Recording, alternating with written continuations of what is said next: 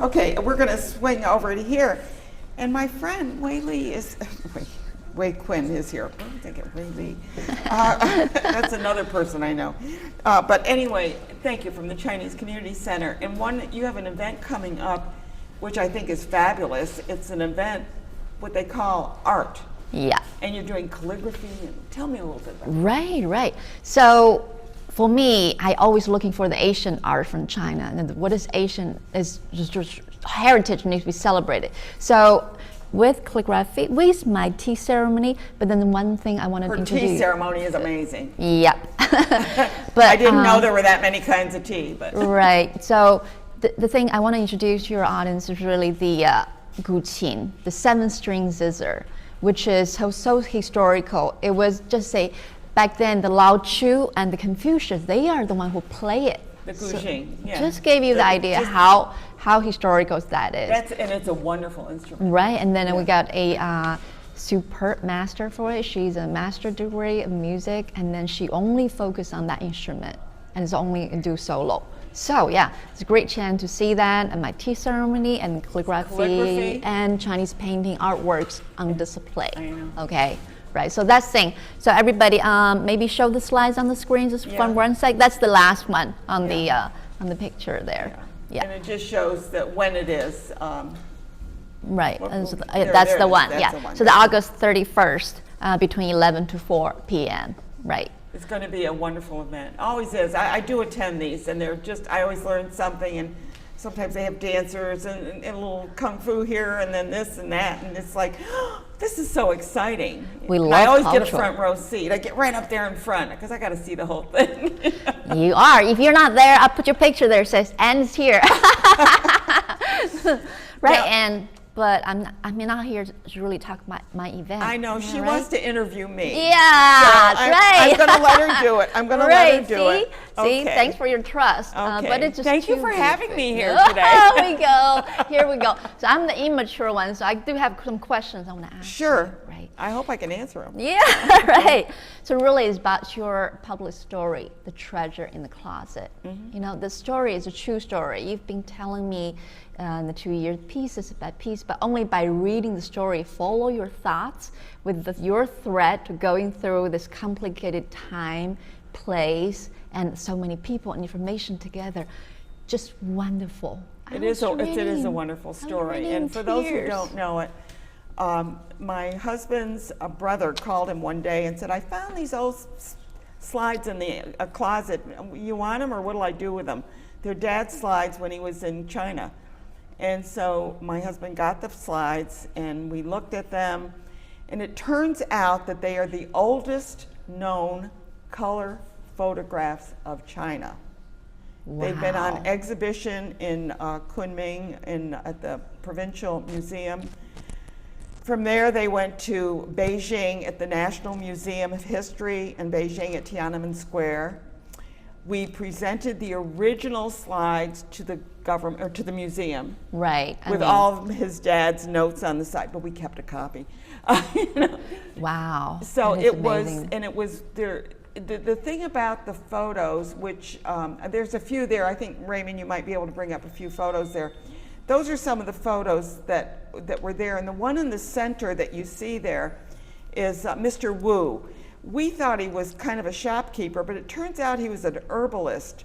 And Greg's father used to visit him, mainly because he was a physician, he was a surgeon, and would visit Mr. Wu.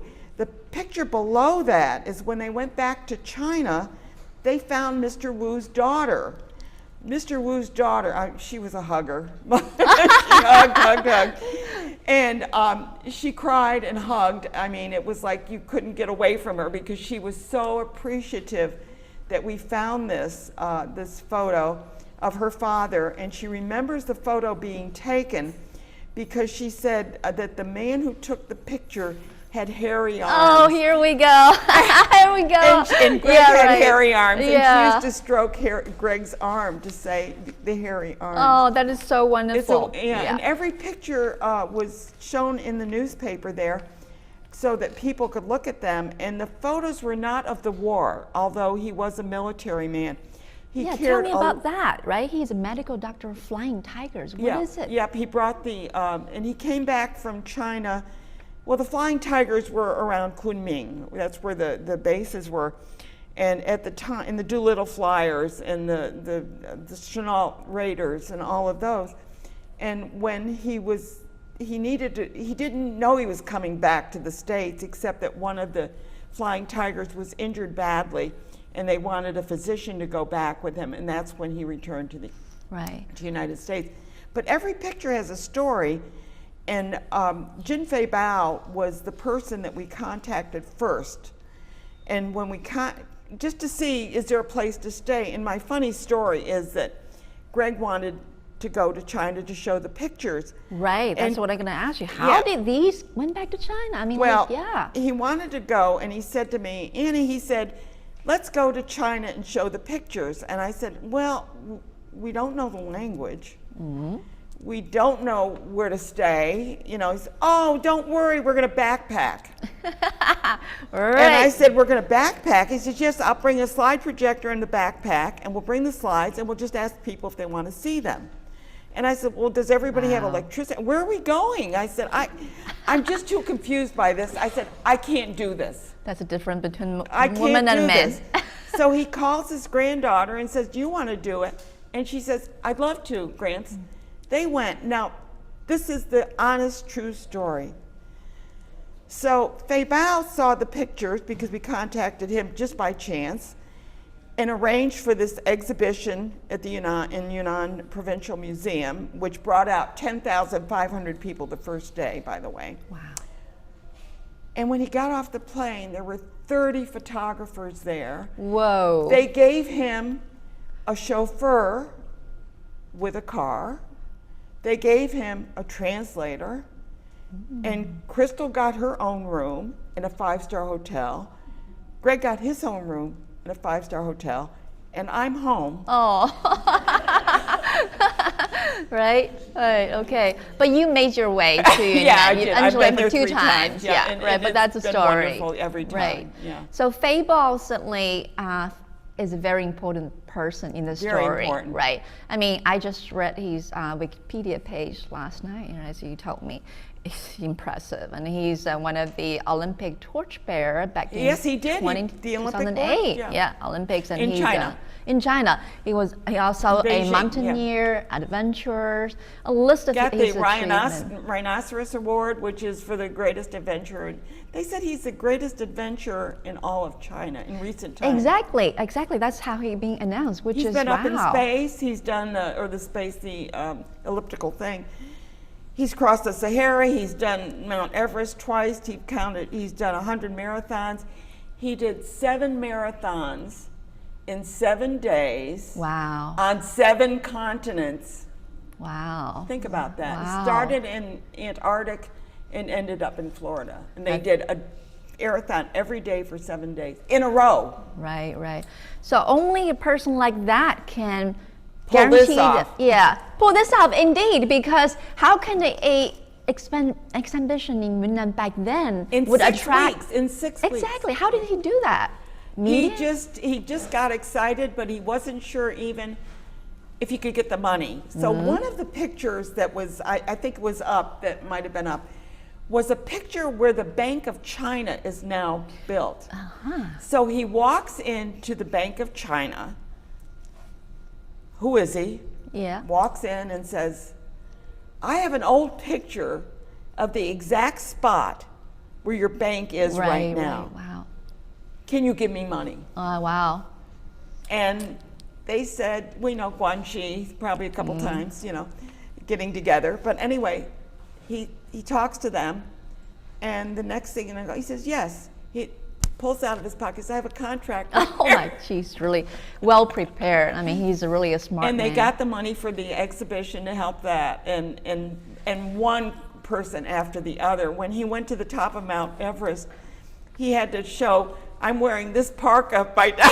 Right. And the flag, he said he was so exhausted at the top of Mount Everest, he forgot to raise the Chinese flag, and then he remembered. But he called us from the top of Mount Everest. Is there a signal there? Oh, whoa. He called us from there and said, I'm at the top of Mount Everest. Right, right. That's amazing. Yeah, we've been very, very good friends. I know that he came over to live with When you. Greg passed away, yeah. Right, right. But then the picture has been shown in Schenectady too, right? Yeah. Which year was that? Yeah, that was, oh, I forgot what year it was.